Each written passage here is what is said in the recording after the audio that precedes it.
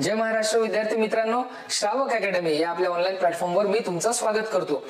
आज आपण पाहणार आहे चालू घडामोडीचा महत्त्वाचा मुद्दा जो सध्या संसदमध्ये गाजत आहे। आणि ते संसदेतलं गाजण्याचं कारण काय रे, तर 130वी घटना दुरुस्ती विधेयक। इथे तुम्ही लक्षात घ्या की हे विधेयक आहे, हे अजून पारित झालेलं नाही, हे अजून पारित व्हायचं आहे। त्यामुळे हे विधेयक आहे, जर विधेयक हे फक्त बिल आहे, हे अजून पारित व्हायचं आहे। पण त्याला विरोध कशासाठी होत आहे, तर विरोध काही घटनांसाठी काही गोष्टींसाठी होत आहे, ते आपण एकदम थोरली डिस्कस करणार आहे। 100% ज्या वेळेला घटना दुरुस्ती होत असते मित्रांनो, त्यावेळेला राज्य घटनेत सुद्धा त्याला करंट रिलेटेड प्रश्न टाकू शकतात एमपीएससी, किंवा त्याच्यासोबत ते चालू घडामोडीला जसाच्या तसा विचारू शकतात। घटना दुरुस्ती झालेली नाही, आता आपली घटना दुरुस्ती कितवी झालेली आहे किंवा किती झालेली आहे म्हणलं तर 106 आपल्या याच्यात घटना दुरुस्ती झालेली आहे। 106वी घटना दुरुस्ती कोणती, तर नारी शक्ती अधिनियम झाला होता, ज्यात महिलांना आपण काय केलं, आरक्षणाची तरतूद दिली।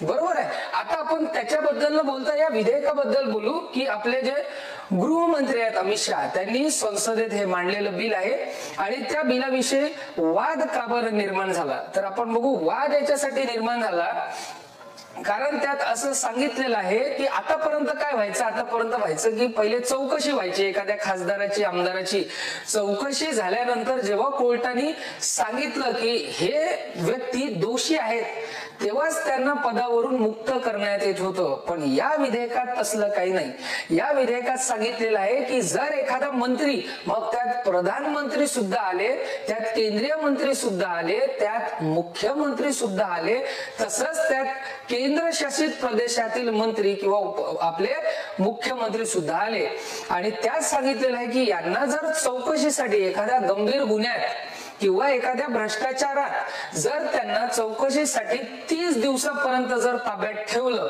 आणि ती जी गोष्ट, ज्या गोष्टीसाठी त्यांना अटक केलेली आहे, त्यात जर 5 वर्षापेक्षा जर जास्तचा शिक्षेचा कालावधी असला तर 31व्या दिवशी त्यांना पदावरून मुक्त करण्यात येईल।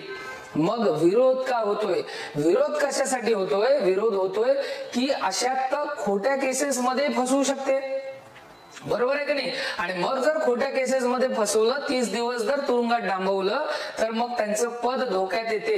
त्यांचं म्हणणं आहे की जर प्रूव्ह झालं की असं काही झालेलं आहे, यांनी तसा गंभीर गुन्हा केलेला आहे, तेव्हा मात्र पदावरून मुक्त करणं ठीक आहे। पण फक्त चौकशीसाठी डांबून ठेवलं आणि त्याच्यावरून पदावरून मुक्त केलं तर हे खरं लोकशाहीचं सूत्र असेल का, लोकशाहीची वाक्य असेल का, मुळीच नाही। तर बघू काय झालं, तर काय झालं, केंद्रीय गृहमंत्री अमित शहा यांनी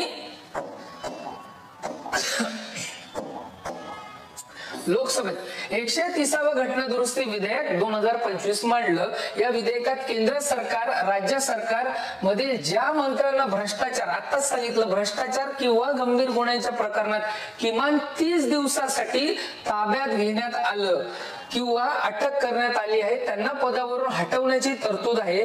ज्या शिक्षेत 5 वर्ष, बघा, ज्या शिक्षेत 5 वर्षापेक्षा जास्तीची जर तरतूद आहे शिक्षेची त्यांना, या विधेयकात पंतप्रधान, मुख्यमंत्र्यांसह केंद्र सरकार, राज्य सरकार आणि केंद्रशासित प्रदेशातील मंत्र्यांना हटवण्याची तरतूद आहे।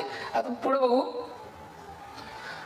हे विधेयक का आणण्यात आलं है की नाही। एकदम तर डोक्यात आलं नसेल की असलं काहीतरी विधेयक बनवलं पाहिजे ज्याचा आपण घटना दुरुस्ती करून कायदा झाला पाहिजे। तर हे विधेयक याच्यासाठी आलं की डीएमके पक्ष सरकार तामिळनाडू मध्ये राहिलेल्या सेंथिल, हे प्रिंटिंग मिस्टेक आहे, हे सेंथिल, ओके, सेंथिल बालाजी यांना अटक करण्यात आली होती। अटक कशासाठी करण्यात आली होती, हे तामिळनाडूतील मंत्री होते, यांना अटक करण्यात आली, मनी लॉन्ड्रिंग प्रकरणात अटक करण्यात आली।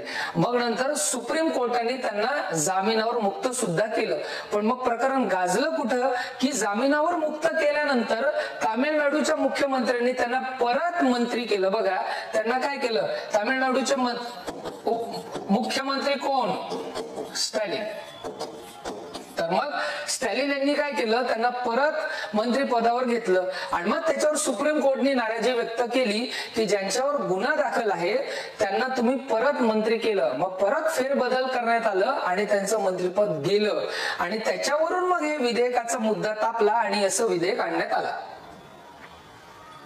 3 विधेयक कोणते, आता 3 विधेयक म्हणजे काय, हे 3 गोष्टी, कारण बघा आपण सांगितलेलं आहे की पंतप्रधान व इतर मंत्री, बरोबर आहे. त्याच्यानंतर आपण सांगितलेलं मुख्यमंत्री तसंच राज्यपालाशी संबंधित, आणि आपण अजून कोणाला काढू शकतो तर केंद्रशासित प्रदेश. म्हणून ते 3 विधेयकाचं 130वे घटना दुरुस्ती विधेयक 2025, दुसरं जम्मू काश्मीर रिऑर्गनायझेशन दुरुस्ती विधेयक 2025, कारण हे आता काय झाले, हे जम्मू काश्मीर रिऑर्गनायझेशन दुरुस्ती विधेयक 2025, आणि तिसरं गव्हर्नमेंट ऑफ युनियन टेरिटरी दुरुस्ती विधेयक 2025, म्हणजेच आपण याला काय म्हणतो, केंद्रशासित प्रदेश.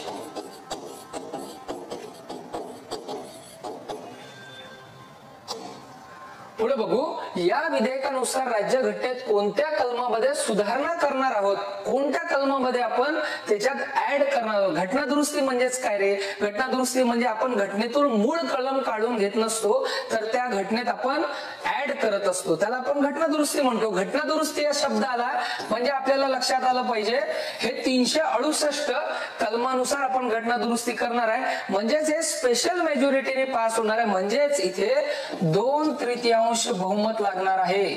संसदेतील 2/3 बहुमतानं हे पारित करावं लागणार आहे. आपल्याला माहिती आहे की कायदा कसा बनत असतो की कोणत्याही सदनात, एक तर लोकसभेत जर ते झालं तर लोकसभेत जर ते बिल मांडण्यात आलं, लोकसभेतून आपण ते पहिल्यांदा पारित करत असतो, तिथून नंतर ते राज्यसभेत जाते, राज्यसभेत पारित केल्यानंतर ते प्रेसिडेंट जवळ म्हणजेच आपल्या राष्ट्रपतींकडे जातं, आणि त्यांची जेव्हा स्वाक्षरी होते तेव्हा मात्र त्या विधेयकाचं काय होतं रे, कायद्यात रूपांतर होत असते. तर बघा याच्यात कलम नंबर 75 मध्ये आपण ऍड ऑन करणार आहे. हे कशाशी संबंधित आहे, पंतप्रधान व मंत्री, केंद्रीय मंत्री यांच्या कार्यकाल तसेच अपॉइंटमेंटशी संबंधित आहे, टेन्युअरशी संबंधित आहे, कार्यकालाशी संबंधित आहे. आणि आपण बघितलं की पंतप्रधानांना सुद्धा किंवा त्यांच्यासोबत इतर मंत्र्यांना सुद्धा याच्यातून काढण्याची तरतूद आहे 30 दिवसापर्यंत जर चौकशीत ठेवलं तर, कलम नंबर 75. त्याच्यानंतर आहे कलम नंबर 164.